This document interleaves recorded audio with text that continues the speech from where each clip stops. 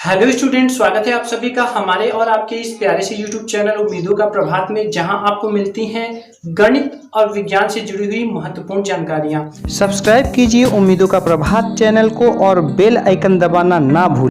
जी हां, आज हम लोग हैं class 11 physics NCERT chapter 2 units and measurement, Hindi में कहें तो मात्रक एवं मापन के अभ्यास प्रश्न 2.11 यानी कि दूसरे पार्ट के 11वें क्वेश्चन पे हम लोग हैं। तो देखिए क्या कह रहा है क्वेश्चन, धातु की किसी आयताकार शीट, तो देखिए यहाँ आयताकार शीट बनी हुई है कि लंबाई चौड़ाई और मोटाई, तो देखिए लंबाई चौड़ाई और ये मोटाई क्रमशः दिया हुआ है यहाँ पे, उचित सार्थक अंकों तक इस शीट का क्षेत्रफल व आयतन ज्ञात कीजिए। तो चलिए इस क्वेश्चन को सॉल्व करते हैं। सबसे पहले तो हम क्षेत्रफल और आयतन का सूत्र हमें पता होना चाहिए, उसके साथ ही साथ पहले जो दिया हुआ है वो हम लिख लेते हैं। हम यहाँ लिखते हैं चूंकि आयताकार शीट की लंबाई, तो चलिए इसको हम लोग यल कह लेते हैं, कितना है 4.234 मीटर। इसी तरह से आयताकार शीट की चौड़ाई 1.005 मीटर तथा मोटाई की अगर बात की जाए, या इसको ऊंचाई भी आप कह सकते हैं, थिकनेस मोटाई या फिर ऊंचाई भी आप कह सकते हैं, ये है 2.01 सेंटीमीटर। तो देखिए ये एक चीज तो यहीं पे हमें पकड़ आ रहा है, ये मीटर में, ये सेंटीमीटर में, तो इसको भी हमें मीटर में चेंज करना पड़ेगा। और जब हम इसको मीटर में चेंज करेंगे तो सेंटीमीटर से मीटर में चेंज करने के लिए हमें किसका गुणा करना पड़ेगा, क्योंकि एक सेंटीमीटर बराबर होगा 10 की पावर में -2 मीटर, 1/100 होता है 1 सेंटीमीटर में। तो यहाँ पर 10 की पावर जब 2 करेंगे तो ये हो जाएगा, कितना हो जाएगा 0.0210 मीटर। इस तरह से ये हो जाएगा। अब देखिए हमारे पास एल बी एच तीनों हो चुका है, तो हमें क्या करना है, हमें शीट के क्षेत्रफल का सिंपली फार्मूला लगा देना है। तो यहाँ इस क्वेश्चन में सीखने वाली बात सार्थक अंकों का एप्लीकेशन है कि कैसे हम सवालों में इसको एप्लीकेट करते हैं, उसका अनुप्रयोग करते हैं। तो देखिए यहाँ पर क्या हो जाएगा, शीट का क्षेत्रफल लिखेंगे, चूंकि आयताकार शीट का क्षेत्रफल कितना है, तो देखिए कितना होता है 2LB plus BH plus HL, यही होता है। Length into breadth, breath into height, height into length, इस तरह से होता है। ठीक है, तो अब यहाँ पर हमें सिंपली क्या करना पड़ेगा, हमें इसकी वैल्यू रखनी पड़ेगी।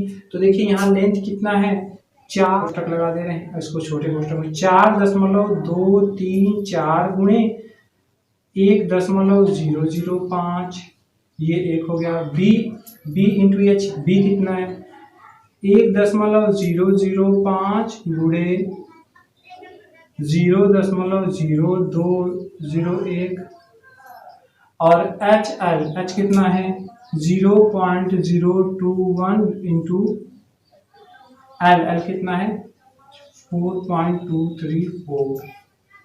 तो ये देखिए थोड़ा लंबा गुणा भाग है, तो इसको यहाँ पर जब आप करोगे तो देखिए यहाँ जो आ रहा है वो कितना आ रहा है, यहाँ पर जो आ रहा है, तो देखिए 3 अंक पर ऊपर और 3 अंक पर नीचे, 1 2 3 4 5 6 अंक पर दशमलव लगेगा, ये लगेगा 4.25517 ये एक गुणा हम लोगों ने कर लिया।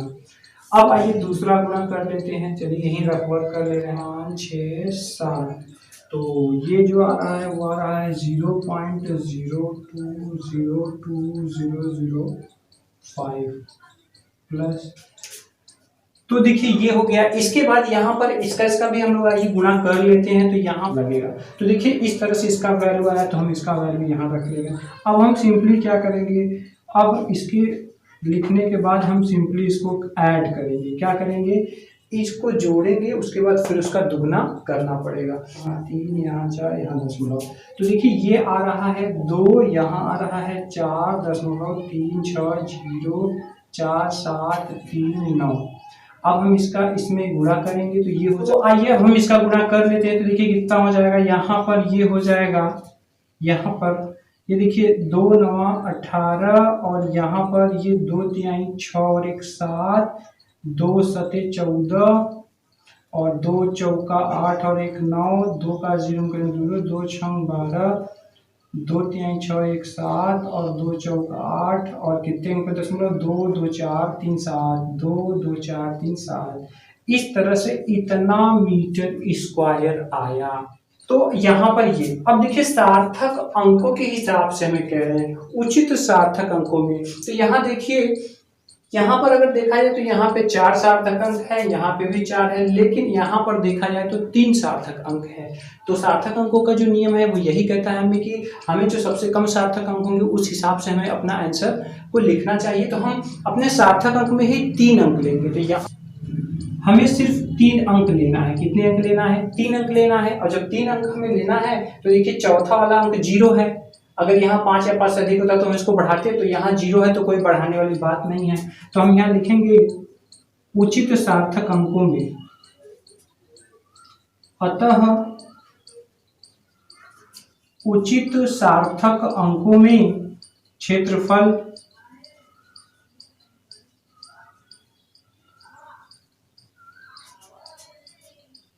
शीट का क्षेत्रफल, आयताकार शीट का क्षेत्रफल तो कितना हो जाएगा 8.72 मीटर स्क्वायर। एक आंसर तो हमारा ये। आइए सेकंड करते हैं। तो सेकंड क्या है? आयतन ज्ञात कीजिए। तो देखिए अब ये तो हो रहा क्षेत्रफल, अब तथा आयतन, क्षेत्रफल हो गया तथा आयतन। तो मैं हिंदी पूरा नहीं लिख रहा हूँ, समझ लीजिएगा। आयताकार शीट का आयतन है। तो आयतन क्या होता है? आयतन होता है, देखिए ये क्यूबॉइड है यानी घनाभ है, और घनाभ का क्या होता है? लंबाई गुणे चौड़ाई गुणे ऊंचाई। तो यहाँ पे हमें क्या करना पड़ेगा? हमें यहाँ से इनका गुणा करना पड़ेगा। 4.234 मीटर। इसके बाद यहाँ पर हो जाएगा गुणे 1.005 मीटर इंटू यहाँ पर हो जाएगा 0.0201। और ये जो आएगा वो मीटर मीटर मिलकर क्या हो जाएगा? मीटर क्यूब में आएगा। क्यों? क्योंकि आयतन है। तो आइए हम इनका गुणा कर लेते हैं। तो देखिए यहाँ पर अगर गुणे की बात की जाए, देखिए 2 गुणा तो हम लोग पहले ही यहाँ पर कर चुके हैं, तो हमें ज़्यादा मेहनत नहीं करना पड़ेगा। हम क्या कर रहे हैं? हम इसको मिटा दे रहे हैं यहाँ से, और यहाँ पर इसका एक बार गुणा कर ले रहे हैं, हमारा जो है काम बन जाएगा। तो यहाँ हम लिखेंगे, क्या लिखेंगे? हम यहाँ लिखेंगे 0.201 ऐसे, इस तरह से। तो अब देखिए गुणा जब करेंगे तो 007, एक का गुणा करेंगे तो वही आ जाएगा, पूरा का पूरा वही आ जाएगा, सेम टू सेम, कोई दिक्कत नहीं है। इसके बाद जब 0 का गुणा करेंगे तो सारे के सारे 0 हो जाएंगे। कोई बात नहीं, गुणा भाग से आप भागिए मत, क्योंकि यही आपकी जान है। तो अब यहाँ पे क्या करेंगे? 2 सत्ते यहाँ 14 हो जाएगा, यहाँ पे 2 1 का 2 1 3 हो जाएगा, 2 पंजे 10, 2 पंजे 10 1 11, 2 दूना 4 और 1 5, 2 चौका 8। इसके बाद फिर से यहाँ पर हमें 0 का ही करना पड़ेगा, जो कि सारा का सारा क्या आएगा? 0 ही आएगा। अब हम इसको क्या करेंगे? ऐड कर देंगे। जब ऐड हम करेंगे तो ये हो जाएगा 5 4 9, 5 3 8, 2 4 1 5 5 8, और यहाँ पर ये हो जाएगा 0।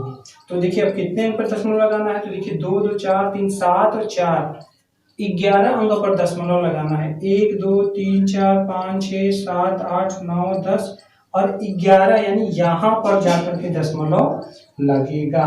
तो यहाँ हम क्या लिखेंगे? यहाँ हम लिखेंगे 0.08552891700 मीटर क्यूब। तो ये तो रहा हमारा एक्चुअल। अब अगर हम सार्थक अंकों के दृष्टिकोण से बात करेंगे तो हम यहाँ लिखेंगे उचित सार्थक अंकों में विशिष्ट आयतन। तो यहाँ पर देखिए हमें चूंकि 3 अंक लेना है, तो देखिए 3 अंक सार्थक अंक क्यों लेना है? क्योंकि यहाँ पे हमें वैल्यू में 3 अंक दिया था, और सार्थक अंकों का नियम कहता है कि 3 अंक तक कम से कम जो सार्थक अंक हो, वैल्यू जो क्वेश्चन में दिए रहे उसी हिसाब से। तो यहाँ पे जब हम 3 अंक लेंगे तो ये हो जाएगा 0.0855 मीटर क्यूब। यही हमारा क्या हो जाएगा? आंसर हो जाएगा।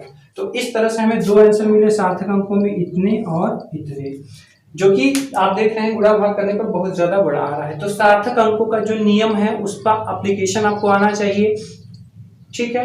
तो इस तरह से हम अपना क्वेश्चन कर लेंगे। तो मिलते हैं अगले वीडियो में नेक्स्ट क्वेश्चन के साथ। Thanks for watching.